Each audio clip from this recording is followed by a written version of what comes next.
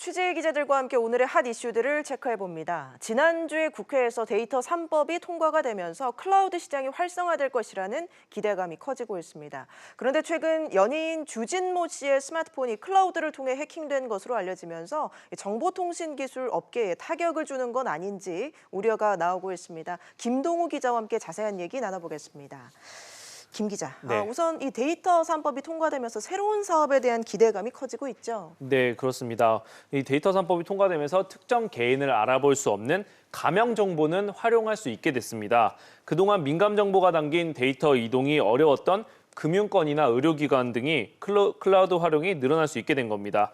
예를 들어 클라우드 서버에 저장된 의료기관 간 데이터 유통이 가능해지면 국내 암 환자들의 발병 원인과 치료 경과 등 임상 데이터를 수집해서 분석할 수도 있습니다.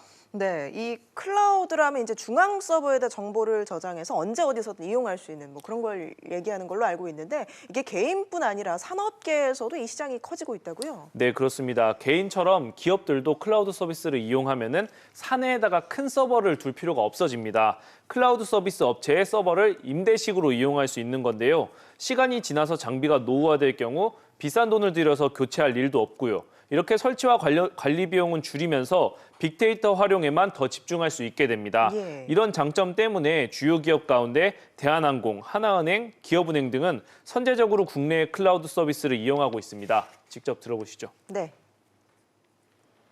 값비싼 고정 장비를 구입할 필요가 없어 사업적 리스크를 대폭 낮출 수 있고 소비자들의 반응에 따라 유연하게 서비스를 확대하거나 중단할 수 있어 매몰 비용이 최소화됩니다. 네, 이렇게 클라우드 시장에 대한 기대감이 커지고 있는 가운데 최근에 배우 주진모 씨 사례도 그렇고 이렇게 해킹 피해가 잇따르면서 이 클라우드 안심하고 써도 되나 이런 불안감도 커지고 있습니다. 네, 그렇습니다. 그런데 이 기업들이 클라우드 서비스 이용을 꺼려했던 것 역시도 이 보안 문제 때문이었는데요. 근데 이번에 주진모 씨 사건의 경우에는 이게 개인의 해킹 문제, 아이디 도용 문제고 이 서버가 직접적으로 해킹이 당한 것은 아니거든요. 예. 그 때문에 이런 해킹 문제가 불거져서 이제 부정적 인식이 커질 수는 있으나 좀 이걸 구분해서 봐야 된다는 의견이 나오고 있습니다. 여지까지 기업들의 클라우드 서버 해킹은 아닌 것으로 보이는 만큼 구분해서 봐야 된다는 지적들입니다. 또 이번처럼 한번 해킹을 당하면 대규모 개인정보 유출 피해로 이어질 수 있는 만큼 개인들도 2단계 인증 등 보안 강화 조치가 필요하다고 보안업계는 조언합니다. 예, 알겠습니다. 김 기자 얘기 잘 들었습니다. 금융회사에서 대출을 받을 때 지금까지는 신용 등급에 따라 대출 한도나 이자가 달라졌는데요. 앞으로는 등급이 아닌 한층 구체적인 신용 점수를 매기게 됩니다. 또 이 점수를 내는 방법도 다양해진다고 하는데 소비자 입장에서는 어떻게 달라지는 건지 장지연 기자와 함께 알아보겠습니다. 장 기자, 이 등급에서 점수로 바뀌는 신용평가 체계 어떤 사람들한테 또 어떻게 달라지는 건가요? 네, 일단 기존 1등급에서 10등급으로 나뉘던 개인 신용평가 체계가 1에서 1000점으로 점수제로 전환이 됩니다. 아무래도 1, 2점 차이로 낮은 등급을 받았던 사람들이 혜택을 볼 수 있는데요. 예를 들어서 신용 점수가 664점인 사람은 기존 등급제에서는 7등급으로 분류가 됩니다. 6등급 최하위인 사람과 크게 차이가 없는데도 제1금융권 대출이 어려웠던 겁니다. 예. 이렇게 등급제 때문에 평가상 불이익을 받고 있는 금융 소비자가 240만 명으로 추산되는데요. 앞으로 이런 사람들은 점수제 시행으로 1%포인트가량 대출이자를 더 적게 낼 것으로 보입니다. 예, 또 이 점수를 매기는 기준도 다양해진다고요? 네, 그렇습니다. 이 대다수 금융회사는 신용정보회사가 정한 등급을 그대로 넘겨받아서 심사에 활용을 해왔습니다.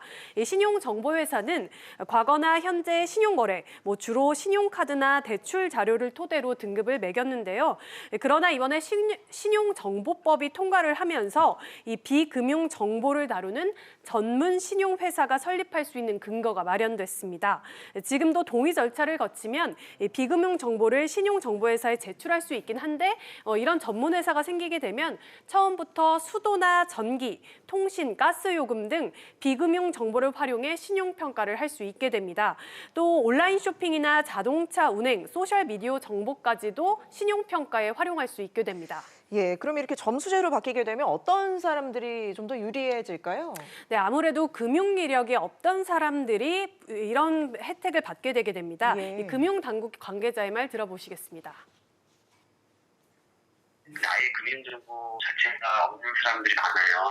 그런 사람들은 아예 평가 자체가 기본적으로 안 나오니까 이 비금융 정보만을 가지고 새롭게 등급을 매겨서 보조 지표로 이렇게 활용한다든가. 네, 예를 들면 신용카드를 안 쓴다거나 대출이 없는 사람들은 각종 공과금이나 통신비를 제때 납부하고도 또 안정적인 월급을 받아도 신용등급이 낮게 평가될 가능성이 상당히 높았습니다. 저 역시도 신용카드를 거의 쓰지 않고 대출도 없어서 그런지 3등급 정도가 나왔는데요. 예. 이런 사람들이 1,000만 명이 넘는다고 합니다. 앞으로는 새롭게 신용평가를 매길 수 있는 방법이 생기게 된 겁니다.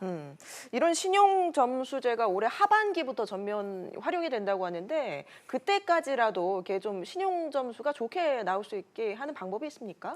네, 모바일 금융 플랫폼인 토스나 이 뱅크샐러드 같은 곳에서는 신용 점수 올리기 서비스를 제공하고 있는데요.